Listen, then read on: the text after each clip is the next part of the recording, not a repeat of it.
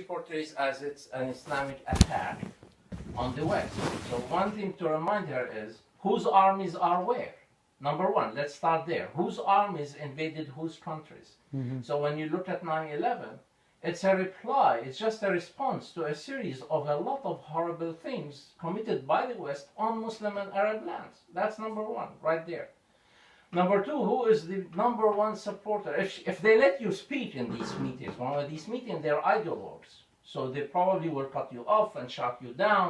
Well, like, this is not about you. She's the speaker, not you. Or if you have a question, ask it. So it doesn't happen. But if there is a discussion, if there is someone on the panel, he can say, number two is this ISIS and many other fanatic groups are supported by Saudi Arabia. Saudi Arabia is the most fundamentalist, it's the most medieval form of interpretation of Islam. It's called Wahhabi, the Wahhabism. Yeah. So of all the countries of the world, which country is the ultimate, most egregious, most close ally of Wahhabism and Saudi Arabia? Which supports it in every way, with armaments, with politics, with defending the regime. I mean, they are twins in their interests and in their total support. Which country is that? And then I will ask her to name the country. Is it Nigeria? Is it Brazil? So who is it? United States. It's clear. Who supplies all the arms to Saudi Arabia? Who circulates all the petrodollars? When Saddam Hussein went to Kuwait, who went running with 500,000 men to the Middle East to defend Saudi and liberate Kuwait? Poland? Brazil? Putin? So you tell her, the worst form of Islam is Wahhabism. And the main financing for Daesh came from Saudi, Kuwaiti, and Emirati sources. Who is the main global ally of these countries? Well, address that. Explain to me why the US, including presidents you like, you might, knowing this panel, they might dislike Obama, they might dislike Carter. But even the presidents you like, Reagan, W, all of them. I mean, no one was ever closer to the Saudis than the Republicans, actually. W, Bush and son, they were very close to the Saudis. No one ever held the hand palm in palm like this and worked together, American president and Saudi king, except W and Abdullah when he visited him in Texas. حطوا ايدهم بايدهم كانهم like their lovers, their sweethearts. Yeah. Undermining their viewpoint. You're undermining مش viewpoint, stronger than that. Their world, it's Weltanschauung.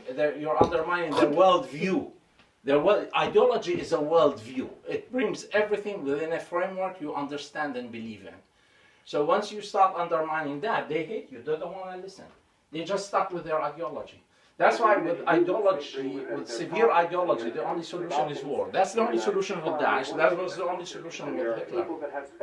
With Zionism too. Yes, eventually. Unless you bring it down from the inside, like what happened with apartheid. Apartheid is an ideology, so unless you bring it down from the inside. The Paris attacks at Charlie Hebdo and the Jewish supermarkets were carried out with... The third response would be that these terrorist groups like ISIS and the others were killing Christians and many more Muslims. But these people, if they care about Christians and minorities and only atrocities, how did these people rise and become a state? A state requires territory. So these people, Daesh, they're a state. Where did they get to rule? Where is their grounds? They are in Iraq and Syria. And they started in Iraq and expanded in Iraq and then got into Syria after the start of the Syrian civil war. What allowed them to start in Iraq and establish themselves? The collapse of the Iraqi state. Who destroyed the Iraqi state and created the vacuum in which they emerged and grew and now operate globally?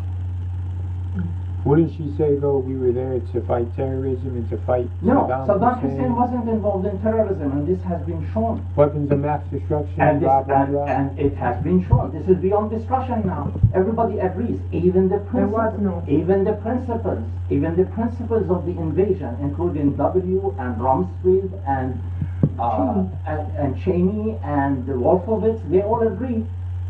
Sorry, we didn't find them. We were deceived, but that was the intelligence. We misinterpreted or we didn't have enough. But sorry. So it is established.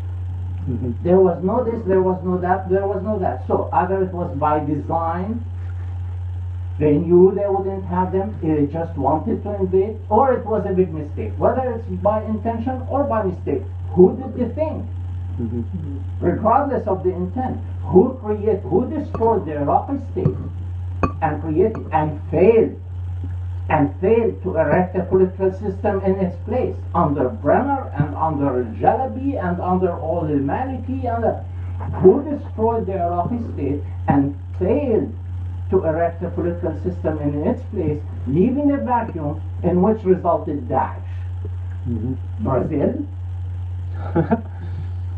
China, the bad Mr. Putin. She also died of